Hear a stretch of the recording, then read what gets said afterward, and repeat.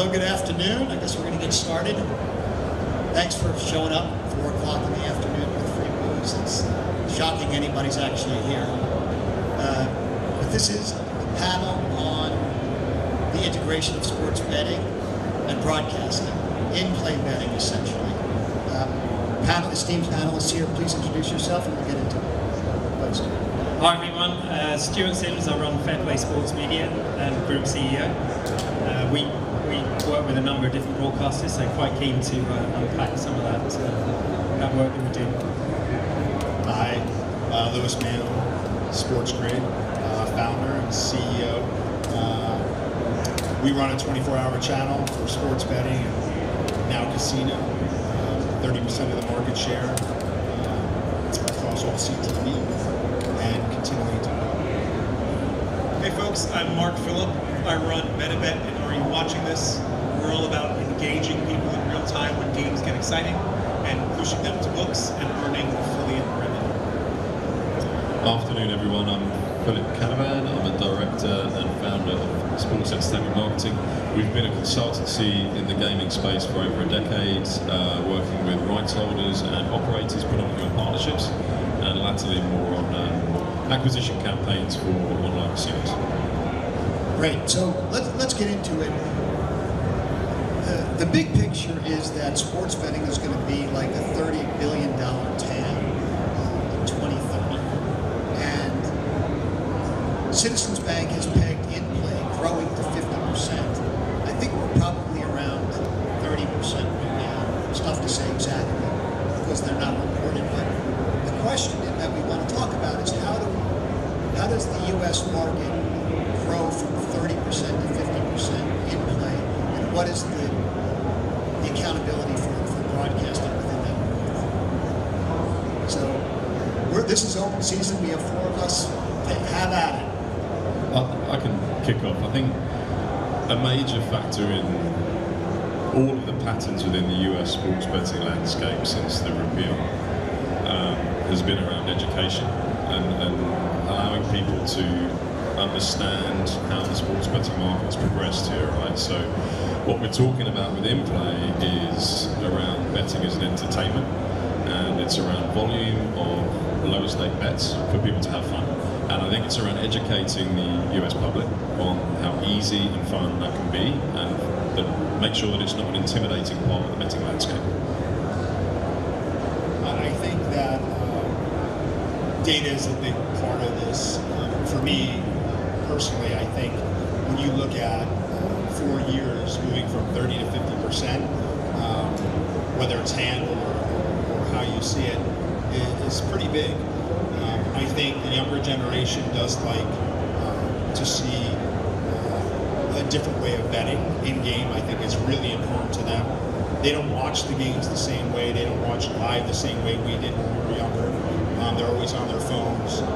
They're in chat rooms. They're looking at different ways of betting. And I think for us as media creators and content creators, I think how do we help drive the frequency and also drive the volume of betting from a distribution and discovery standpoint. And I think when you look at it, you can probably see that the younger generation will basically help bring that 30 to 50% through the way that they consume content. And that's what we do. We bring that content to them in ways that have never been seen before. We try to give them the data.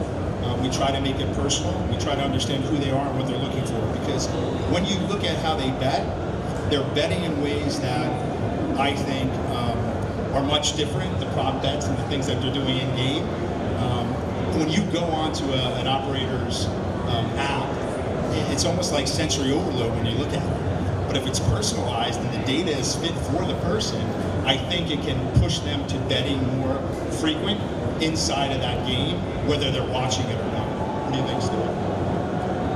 I think we might be asking the wrong question. What I'm interested in is how do we really make live sport a lot more interesting and interactive and stimulating that looks beyond some of the traditional playbooks of live sport and how you watch it on a broadcaster, and then provide a more interactive experience where betting is then part of that interactive experience, whether it's through predictions, odds, data or technology or other means to engage different types of audiences. And I think to a degree broadcasters are falling short in that aspect. So you kind of answering the betting question should come after, well, how do we really kind of do a better job on providing that interactive experience first? I wonder if we're looking through the wrong end of the telescope, though. I mean, sports is sports. Sports is great. I think sports gambling has to get out of the way. I think the big problem is it's a UX issue and it's an innovation issue. If you install any sports book on your phone right now, you take out all the colors, you take out all the logos, and they look exactly the same. -110s and +250s should die in a fire. And we make it so hard for new people to bet. I've never met someone who's never bet before that said, man, if there were only more micro things I could bet on, then maybe I would start. If we got out of the way and stopped flooding people with parlays, even though I know they do really well for us, and stop giving them 1,000 things to bet on, and just let the sports carry the day, and just give them maybe one or two with someone that grew up in your hometown or went to your high school, then I think we're really off to races. So let's drill into the solution. We identified the problem. I think it's very difficult to go from 30 to 50%, except if you're losing money, it's very easy to go from 30 to 50%. But how do we bring personalization into this, right? The second screen experience, and how can it be delivered to somebody that's watching the game, as we've all talked about? Well, I think if you look, we work with DAZN, for example, and then if you look at the likes of Apple, Amazon, and others, that we've had a bit of indigestion in figuring out how to deliver live sports in a compelling environment of high quality. But once that gets out of the way and they get through that indigestion, I think they're going to be rocket fueling in figuring out how to then provide consumers a richer data, a richer experience that stimulates them in many different ways and engages and entertains them. Bear in mind, they're brilliant at data and they're brilliant at monetizing their data effectively. I think once these live streaming platforms really start to go to town, they're going to have an amazing effect on the market in general, and broadcasters better watch it. More traditional broadcasters should really watch out as a consequence. Yeah. Stuart and I talk about this. We've talked about it before. We talked about it today. I think the Amazons of the world, you do have to look to them because they understand the customer and the data. But the real problem there is they have the reach, they have the frequency, but when you really dig deep, what about the latency, right? So when you watch those games, for those of us who do watch live sports like I do, it is a bit frustrating, right? That latency issue causes problems across for all of us actually, including the betting operators, right? Because that has to be quick. It can't just be the golf or baseball. What about football? What about things that are moving so fast? So I think if to Stuart's point, when they come in the market, once they get that right with the technology that's coming, they can own it. But remember, for the Amazons of the world, very small when you're talking about sports betting, to your point. Sports is big, sports betting is small when it comes to the Amazons of the world. Well, exactly right. It's a complementary product, right, to the behemoth of live sport. And it's, I've mentioned it at the top, you guys have all said the word, it's entertainment, right? So, to Mark's point, if we can simplify and educate initially, and then get people to broadly understand that this is a form of entertainment, that baseball needs that, for example, 162 regular season games, whatever it is, there isn't many people watching all those games. But if you're watching it with $10 on, or a parlay of some sort that can be pushed in pre-game broadcast and then updated during the show, something like that, it creates a completely new way of looking at the sport. So it's complementary. It shouldn't detract from the viewer experience, it should be enhancing it. And I wholeheartedly agree. I think too often you install an app and they ask, okay, check the box next to all of your favorite teams, as if fandom is binary, as if it's yes, no. I sat across from someone who was a Charlton fan, who was a very, very big game to him. And I could see the tension in his body just thinking about this playoff match. And it's the same way I feel about my Knicks. it doesn't mean that my Knicks fandom is the same as that person's Knicks fandom. And really dialing into that, that's really what we try to dig into. Understanding the fluidity of fandom, the fingerprint of fandom, and not making it one size fits all is a big step towards that personalization.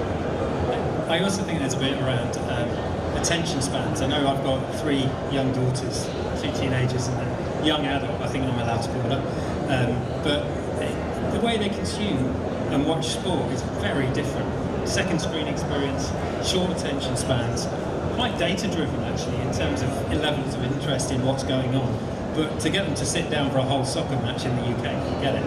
So I think, you know, that level of interactivity and personalisation should also respect, as Lou said, the demographic that you're trying to serve and who you really want to engage with. And I think data is a pathway to do that, but I haven't necessarily seen as much innovation in that space as I would have expected by now. Yeah, that's an interesting thought. The discovery and curation is another piece that is overwhelming. Mark and I were talking earlier, and he told me that on a weekend in November, there are 600 games and 25,000 bets across half a dozen operators. And how are we going to... It's a problem that the operators have, but as folks in the industry that are trying to solve it, whether we're doing it through our partners or directly through our media companies, or even through innovative startups, how do we think about solving this overwhelming problem of discoverability? It's very difficult. I think I've mentioned to you, Dan, when we spoke, I think that to a degree, operators, not just in the US but globally, I think there is a little bit of a blind spot to some of the minor sports that don't get as much attention, and I definitely think that's an acquisition play that people could take more advantage of by creating good quality content around those sports and targeting sports fans specifically with intelligent pricing models and pre-game forecasting in sports that maybe aren't getting the major attention. But ultimately, I don't know whether you can steer people away from what they just enjoy consuming, right? There's that number of games the fans will watch. I work in sports and have for a long time, but my girlfriend continues to break news because she happens to follow the DraftKings Instagram account. And it is brilliant. And they're always talking about interesting storylines that she loves and then tells me about and teaches me, even though I do this for a living. I think there are so many ways we can strip down the stats and strip down a lot of the, I think sometimes overboard with the next gen stats sort of stuff. And when we get back to the storylines and the humor and the reason why we watch sports in the first place, then it's a lot easier for someone to glom onto a game. And then the discovery is already taken care of. They know they want to watch this game. We'll find out, okay, here's Apple TV, here's Peacock, here's Paramount Plus, wherever the game is being played.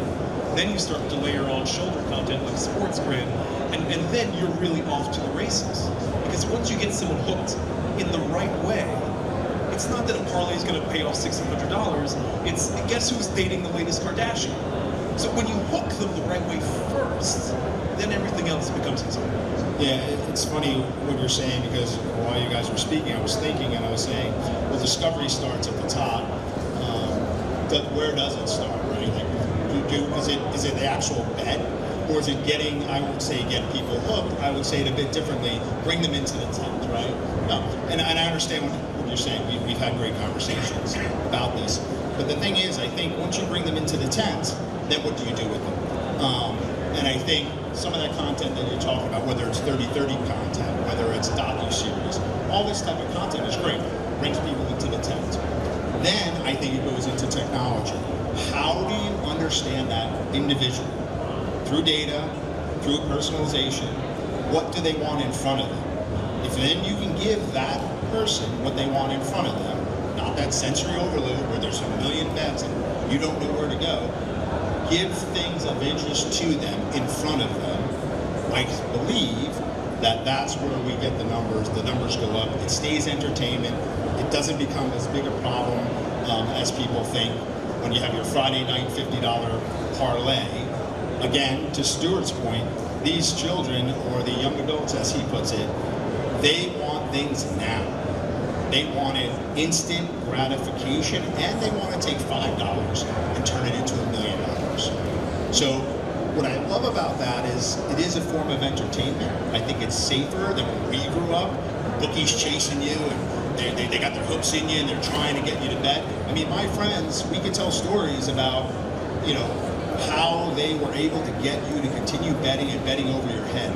What I like about this generation is they do want it now. They may be a little bit different than we are, but they are doing it for entertainment. I think we, as the adults in the room, need to bring them that content in a certain way that keeps it for entertainment purposes. I really do.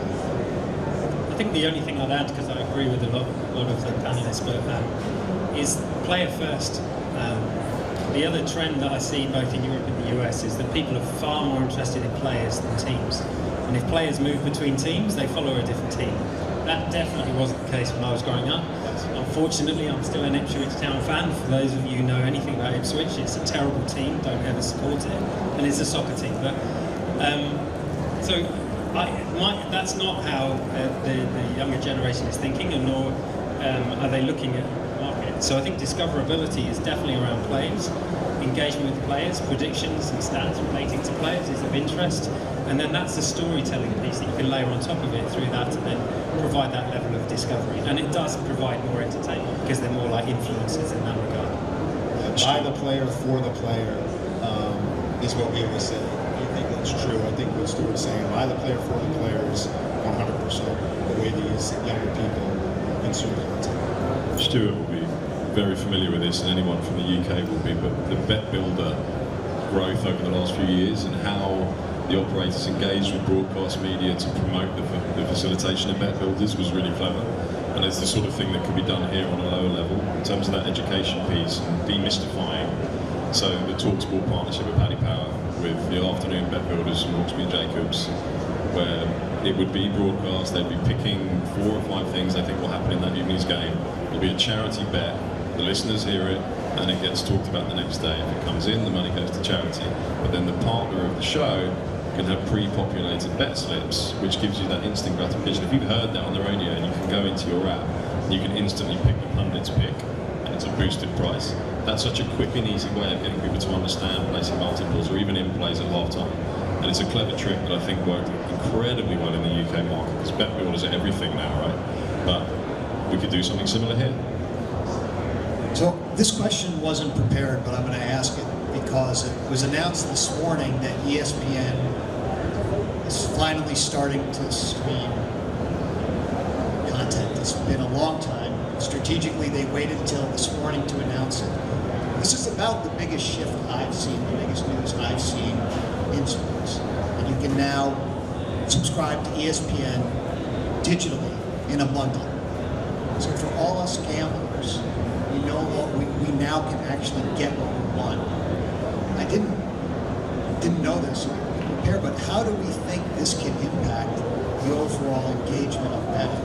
And are there any operators that we can think that could have an edge because of this?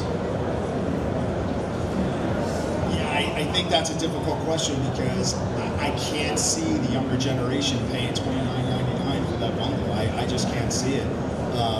I think that is going to be a heavy lift. In my experience, the cutting of the cord, what SportsGrid is doing, wasn't really a difficult,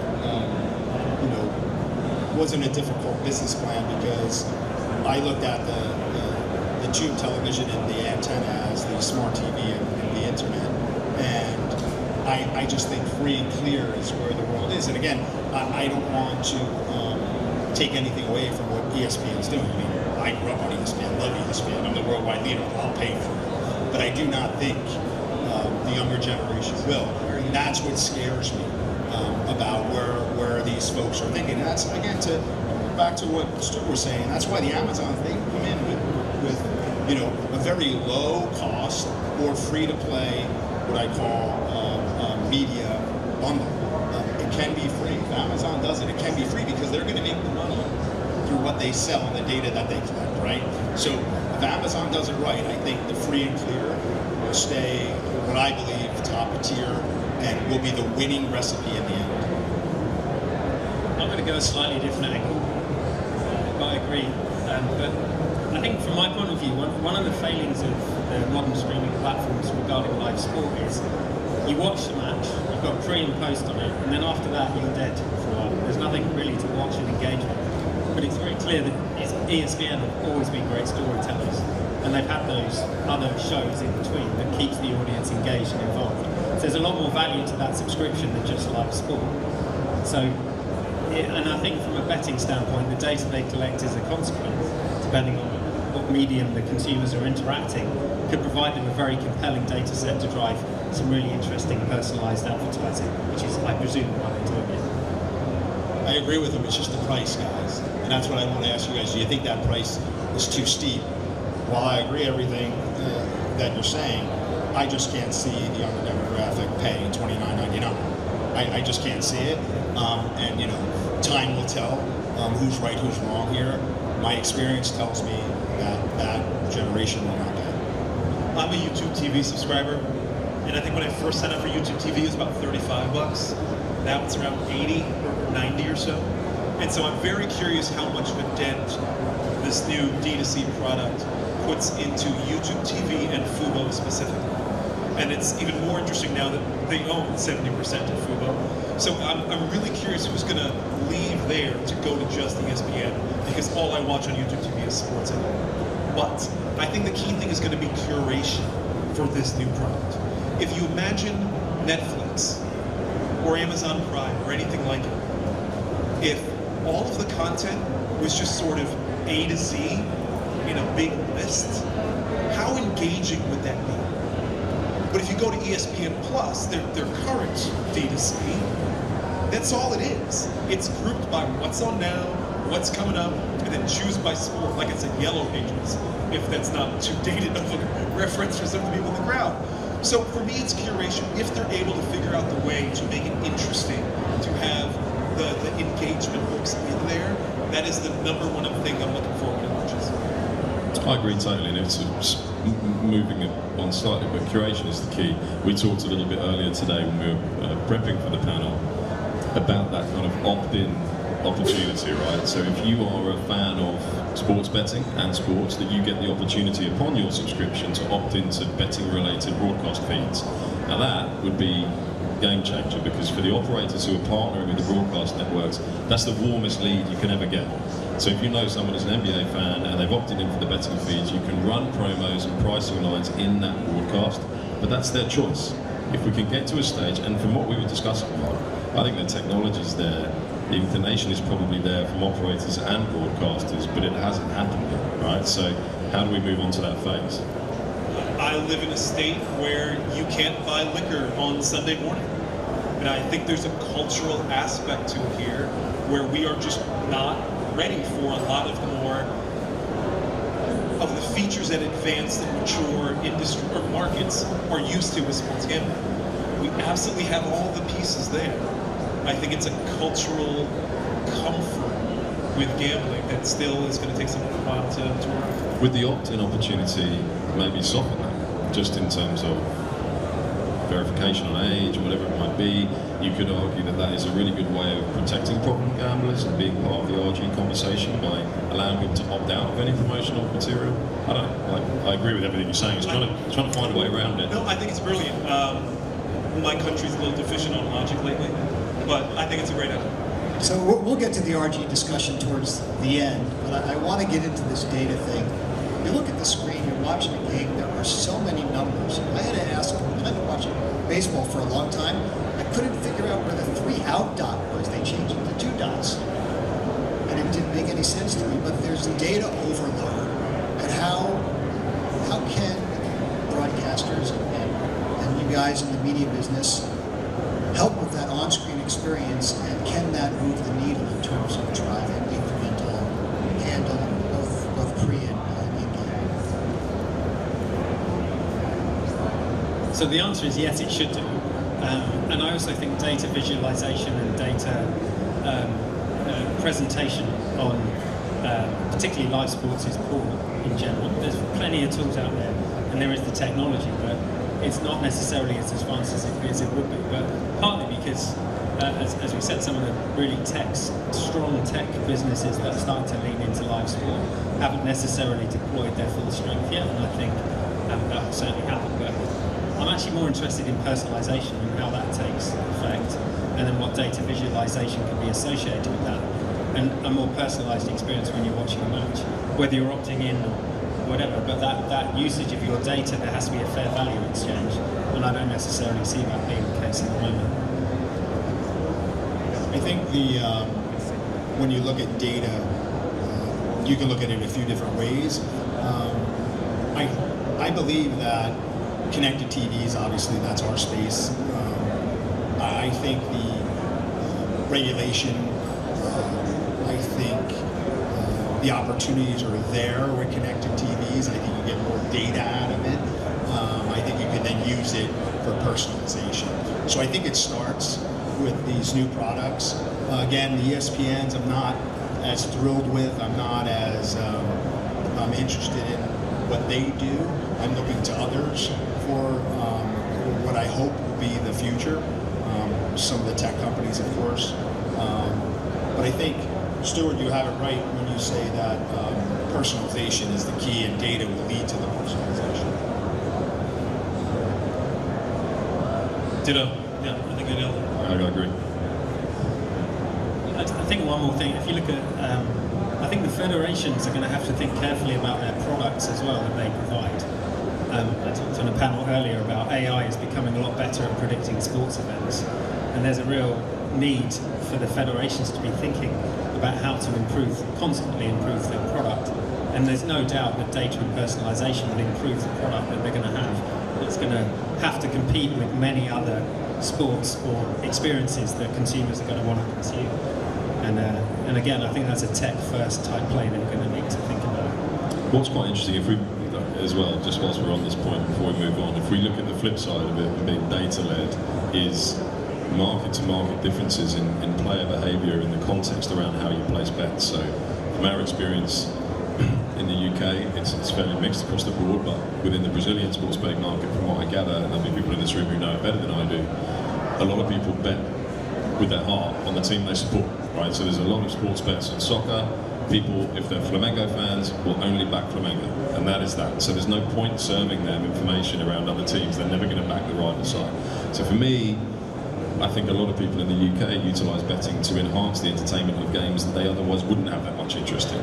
And that's because if Stuart's watching Ipswich Town, he doesn't need to back them to get a kick out of watching the game.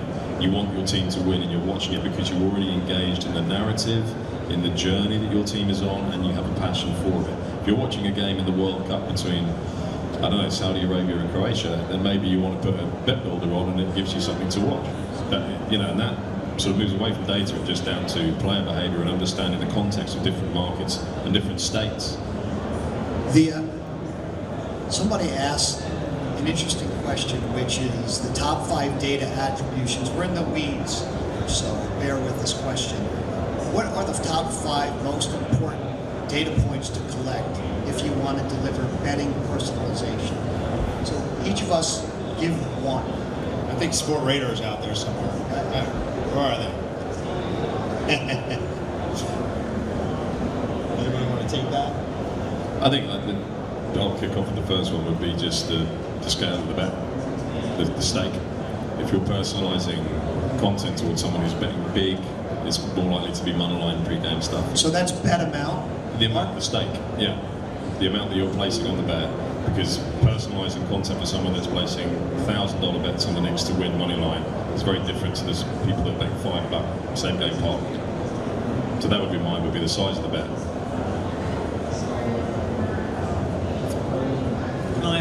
Can I have a few? Yeah, there's a bunch. No, I think, while I agree that's really important, I think if you're looking at how do we look at engagement, then it's what sport, what players are they interested in, when do they watch it, how often, how long for. I'd look for engagement. I know. I did say can I have a few. I kind of extended. I had to leave some for you, Stuart. Yeah, I know. Yeah, but I do think there's it's more what's the behavioural data that you can collect, and then how would you overlay on top of that some of the betting aspects. I like the question. It sounds like somebody's got to start it. Figuring out. mean, for me, it's their fandom, which really isn't a data attribution point. But to me, that is everything. I'm a diehard Yankees fan, and I enjoy betting on the Yankees, but I love betting on the Red Sox to lose. And so understanding that dynamics of fandom, it's not really an attribute, and I totally agree with everything you guys are saying, but for me, that is my biased laser focus. I need to understand the fingerprint of someone's fandom. Within the US, in terms of that passion point, the point I made about not having to bet on the team you support, is there a big, I would imagine there's a big difference between patterns of behaviour on betting college versus pro sports, right? So that loyalty play would come in far more with your school than it would if you're betting a multiple on the NFL. 100%. I grew up in New York, a city that's very pro-saturated. Didn't really do a lot of college sports growing up. Went to school in Boston and thought, wow, this is a college town. This is new and different. And then I moved to Austin, Texas. And on a Saturday, when Texas is playing football, there is nothing like it. The entire city turns orange, and people will walk miles to get to the stadium because parking is so difficult. The love and the hatred that is polarized because of the love of Texas. My pilot on the way down said "gig 'em" at the end of his intro, and I can see people squirming in their seats. So there's a lot of interesting college rivalries that I think in some ways are more powerful compared to the average American pro sports fan. Lou, did you have one? No, I was actually, I agree with all of them. I was thinking about something Stuart was saying in the previous, where he was talking about the leagues and federations coming in. I think that's the one that really gets my interest, seeing what the leagues and the federations do, because they own the IP, right? So I just wanted to add that part. I think that is a huge piece of the puzzle. As they come into this game, I think we're going to see some pretty big developments in the data and personalization because they own the IP, and that's the real difference maker, and why the federations and leagues coming in is important to note. Yeah, and on that, I think in the past, I would say that they haven't necessarily wanted or cared about capturing that data as much as they should have done, whereas now that's going to be absolutely pivotal to their future strategy to maintain and evolve their product. So I think you're right. I agree. So there are two topics left I want to get to. Somebody asked, and I was thinking about it as well, the impact of micro markets, micro betting, and then we're going to finish with RG. But do we feel like micro betting, micro markets have had their impact? Have they had their day in the sun yet in the United States? Or is it still to come, and that's going to drive this number from 30 to 50%? Try to keep your answers like under 45 seconds. Don't ask me, I don't want to get kicked out. Okay? They go hand in hand together. The growth from 30 to 50 will be dependent on the success of that. So it all goes back to what we said at the beginning. That needs to be intertwined successfully into broadcast, and people are educated on it and can actually understand that this is a way of engaging with the sport in a fun way that isn't going to be detrimental to their mental health or to their wallet. Yeah, I just think content is king here. It pushes that frequency of betting and the micro betting in a great way, and I think content companies build their strategy around that, and it's going to help them. Yeah. No, it's okay. I was gonna compliment my panel on speaking faster rather than reducing the volume. So I do want to get to, I've been moderating this panel for 5 years. We've never talked about RG. And a couple people, Lou brought it up to me, a few other people said, you have to talk about responsible gambling because we're talking about driving in-play betting. Everybody's trying to make money, but we know there's a responsibility to this. We didn't think there was in 2018. There is now. We're aware of it. There's an entire ecosystem that is supporting responsible gaming. How can we as media companies and thought leaders continue to keep betting fun, in-play betting fun, while still focused on our bottom line? For me, it's remembering why we're watching sports in the first place. Fandom is about wagering emotion. If you go to any ticker tape parade and see somebody weeping with joy, I guarantee you they were weeping with sadness years in the past when their team came up short. If we are focused on the reason why sports are the best, why they're the only DVR-resistant genre on TV, versus a 10-leg parlay, kind you're going to pay off your mortgage. To me, that's step one. Making sure we're engaging people for the right reasons is the first step, beyond anything else. Yeah, I think it's the partnerships that you cement over time that are concerned about responsible gambling. I think that it's not just the culture that you build inside of your company. I believe it's the partners that you pick and choose. People basically chase the money, and again, I've been guilty of that in my previous life. I think now I try to pick partners for the right reason that understand what I would consider the entertainment value of this and the responsibility that we have as content creators. And when you pick partners, whether it's BC Ventures or FanDuel, I really believe that it's the people that make it responsible. What I mean by that is anybody can say that they're for responsible gambling. Anybody can say that they're part of the AGA. We do it too. But do you really care about that player? Do you really care about where the world is going? And are you going to push, or are you going to play fair? And I think that's where fair play comes into this, and Stuart and I talk about it a lot as well. I think for me, it's a really important topic because the US still is relatively immature as some of the other markets across Latin America with regards to betting.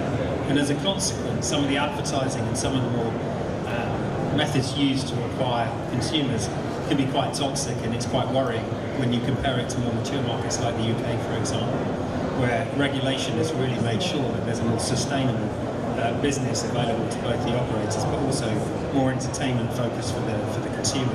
And I think there's always a real balance on that, to be honest, of making sure that regulation has effect and it protects the consumer, but it also doesn't become too inhibitive, which then pushes consumers to the black market, where there's even more toxicity. So I think the US will mature a lot in this space, and I think broadcasters so far are doing a pretty good job in acting responsibly.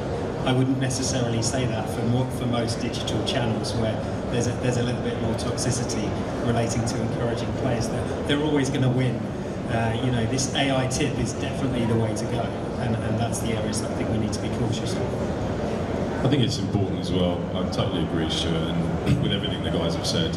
I think it's about, to a degree, desensitizing people to the conversation as well, having normal, sensible, informed conversation around sports betting, because if you go overboard and overkill with RG and demonizing sports betting, it creates the forbidden fruit effect for young people growing up with the fact, I'm not meant to do this, so I'm going to do this.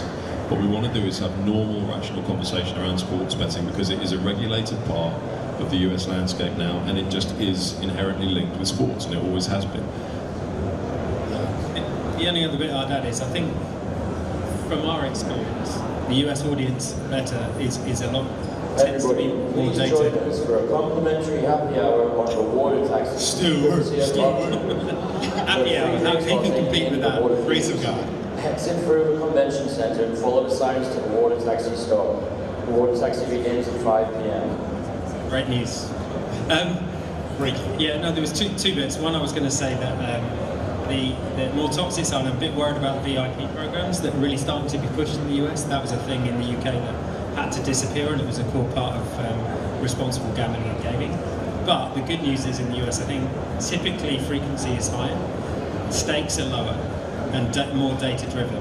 So they're good aspects of more entertainment and responsible gambling, as opposed to the more toxic sides.